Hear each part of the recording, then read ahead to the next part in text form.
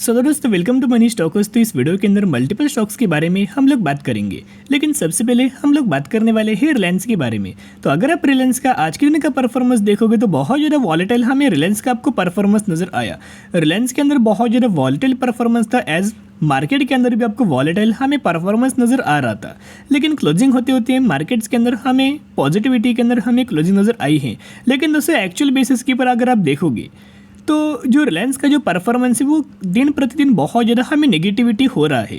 ये रिलायंस के लिए भी अच्छी बात नहीं है, मार्केट के लिए भी अच्छी बात नहीं है। आपको बताओगे रिलायंस के अंदर इतना हमें ज़्यादा पोटेंशियल है, वो पूरे मार्केट को एक साइड हमें ड्राइव होते नजर आ सकता है। अगर रिलायंस दोस्तों एक साइड ड्राइव हुआ तो पूरे मार्केट को भी ड्राइव हमें करवा सकता है। इतना हमें कंपनी के अंदर पोटेंशियल है, इतना हमें रिलायंस का हमें मार्केट के अंदर वेटेज है। तो दोस्तों कल के दिन मैंने आपके साथ रिलायंस का Q4 का रिजल्ट शेयर किया था, यानी कि Q4 के रिजल्ट्स का हमें प्रीव्यू मैंने आपके साथ शेयर किया, किस तरह से हमें ब्रोकरेज फर्म ने दिया गया है, किस तरह से रिलायंस हमें अपना रिजल्ट पेश कर सकता है। वैसे कई ब्रोकरेज फर्म की तरफ से और हमें प्रीव्यू नजर आया है, तो उस प्रीव्यू के बारे में दोस्तों हम लोग बात करते हैं। तो अभी हम आ चुके अपडेट्स की, ये अपडेट्स अगर आप देखोगे डेट एंड टाइम मेंशन है, तो आज के दिन यह अपडेट्स निकल के आ चुका है। तो आप ये देख सकते हो, Reliance Q4 preview, net profit expected to drop, EBITDA set to raise. तो बेसिकली इनका ये मानना है कि नेट प्रॉफिट्स के अंदर हमें एक्सपेक्टेशंस ये है कि ऑलमोस्ट हमें इनके नेट प्रॉफिट के अंदर हमें ड्रॉप नजर आ सकता है। एज वेल सबको पता होगा रिलायंस का हमें सेगमेंट वाइज कंपनी अपना मार्जिन,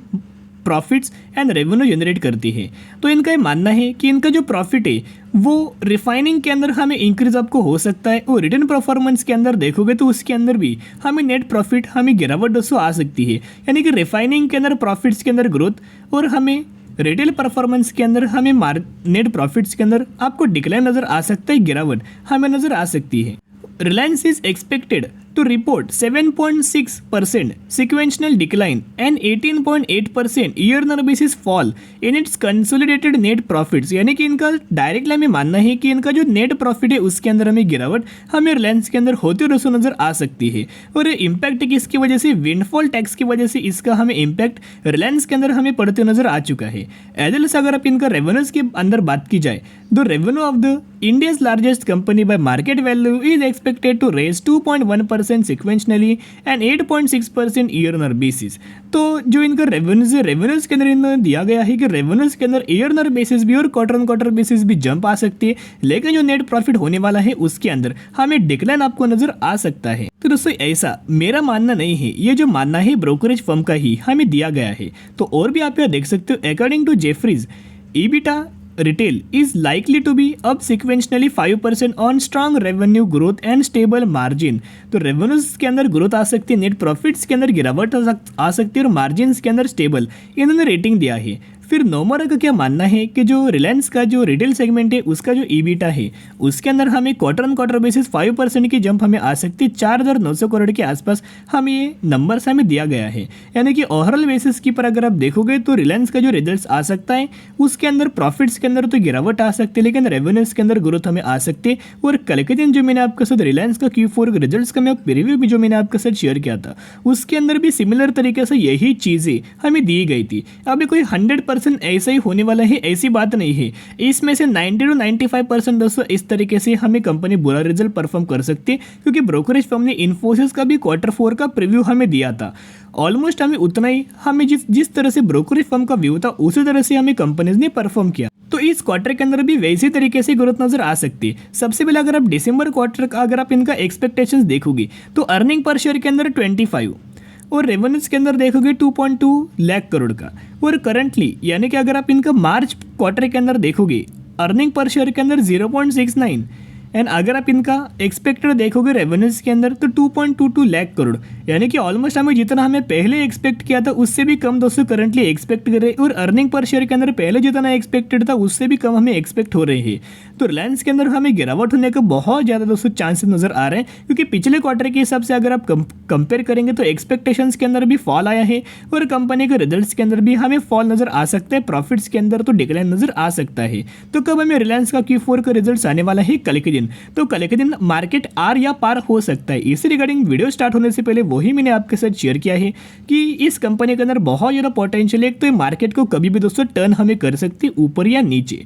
तो कल हमें रिलायंस का रिजल्ट्स आने वाले, जिसकी वजह से अगर मार्केट जब होता है उस वक्त अगर रिजल्ट आएगा तो डायरेक्टली इसका आपको इम्पैक्ट हमें मार्केट के अंदर नजर आ सकते हैं, रिलायंस के अंदर इसका इम्पैक्ट हमें नजर आ सकता है। लेकिन दोस्तों कुछ भी हो जाए, अगर रिलायंस के अंदर बाय चांस गिरावट भी अगर आपको नजर आए तो ये शॉर्ट टर्म बेसिस के ऊपर गिरावट नजर आ सकती है। रिलायंस फंडामेंटली कंपनी स्ट्रांग है, कंपनी का बिजनेस भी बहुत अच्छा है और कंपनी ट्रेंड के हिसाब से अपना बिजनेस फॉलो कर रही है। जो भी कंपनी ट्रेंड के हिसाब से अपना बिजनेस फॉलो करती है उस कंपनी के रेवेन्यूज के अंदर और रेवेन्यूज नेट प्रॉफिट्स के अंदर भी आने वाले समय के अंदर ईयर बेसिस जंप निकल के आती है। सिर्फ आपको जो ब्रोकरेज फर्म होते हैं वो नेगेटिविटी हमें हर किसी कंपनी के अंदर स्प्रेड करते हैं, तो इन ब्रोकरेज फर्म को आपको इग्नोर करना है और अच्छी कंपनी को गिरावट के ही अंदर बाइंग करना है, तो ही आपको आने वाले सालों में कंसिस्टेंटली रिटर्न मिल जाएगा। तो अभी हम लोग बात करेंगे केपीआईटी के बारे में। तो केपीआईटी का परफॉर्मेंस देखोगे कोई हमें ज़्यादा जंप नहीं है, लेकिन पॉजिटिविटी के अंदर क्लोजिंग नज़र आई है।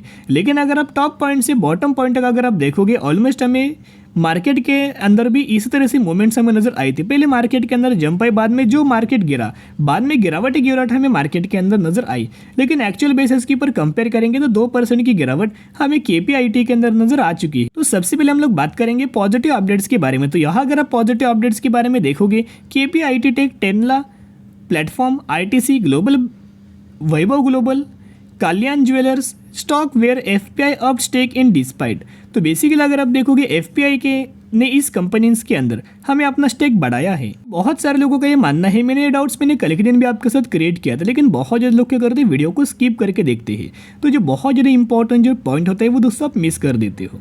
तो फिर एक बार मैं आपके साथ शेयर करना चाहूँगा, बहुत सारे लोगों को ये लगता है एक तो कंपनी आईटी सेक्टर से बिलोंग करती है, 100% सही है, लेकिन क्यों हमें इस कंपनी के अंदर गिरावट नहीं हो सकती, क्यों हमें गिरावट का चांस कम है? तो एक्चुअल डेटा शो करके बाद हम लोग बात करेंगे। तो अगर आप इनका रेवेन्यूज़ के अंदर स्प्लिट देखोगे तो रेवेन्यूज कहाँ इनका स्प्लिट है, पैसेंजर व्हीकल्स के अंदर, कमर्शियल व्हीकल्स के अंदर और अदर्स के अंदर 2%। अगर आप इनका प्रैक्टिसेस के अंदर देखोगे तो हमें पावर ट्रेन के अंदर, एडीडीएस के अंदर, कनेक्टेड व्हीकल्स के अंदर एंड अदर्स के अंदर।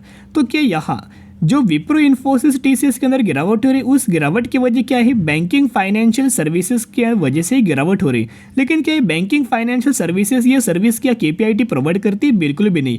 ये केपीआईटी दोस्तों सर्विसेज प्रोवाइड नहीं करती। इसी की वजह से अगर आप देखोगे कोई हमें गिरावट केपीआईटी के अंदर नजर नहीं आई, और आने वाले समय के अंदर जितना हमें केपीआईटी के अंदर गिरावट हो उतना आप बाय ऑन स्ट्रेटेजी अप्लाई करके चल सकते हो। पिछले एक साल में परफॉर्मेंस देखोगे तो कंसिस्टेंटली ग्रोथ हमें केपीआईटी के अंदर नजर आ रही है। तो एक साल में ऑलमोस्ट हमें 60% के आसपास रिटर्न प्रोवाइड किया।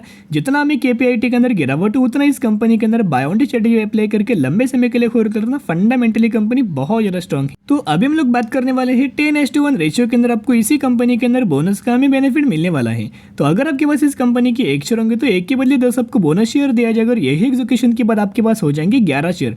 तो इसी रेशियो के अंदर इसी कंपनी के अंदर बोनस आपको बेनिफिट मिलने वाला है। तो कौन सी कंपनी है? Goyal aluminium limited. तो इसी कंपनी के अंदर बोनस का बेनिफिट आपको मिलने वाला है। कंपनी का प्राइस देखोगे 380 रुपये के ऊपर ये कंपनी ट्रेड कर रही है, और मैक्सिमम के अंदर अगर आप देखोगे जब से कंपनी आई है तब से कंपनी के अंदर रैली नजर आ रही है, और 165% का रिटर्न शेयर होल्डर्स को प्रोवाइड कर चुकी है। मार्केट कैप भी कोई बहुत बड़ा नहीं है, 550 करोड़ का मार्केट कैप। तो ये जो कंपनी है माइक्रो कैप कैटेगरी से बिलोंग करती है। तो अगर आप इस कंपनी के अंदर निवेश करना चाहते हो तो स्टडी करना, एनालिसिस करना, उसके बाद निवेश करने की कोशिश करना। सिर्फ हमें अपडेट्स आए तो वही अपडेट्स मैंने आपके साथ कवर अप कर चुका हूँ।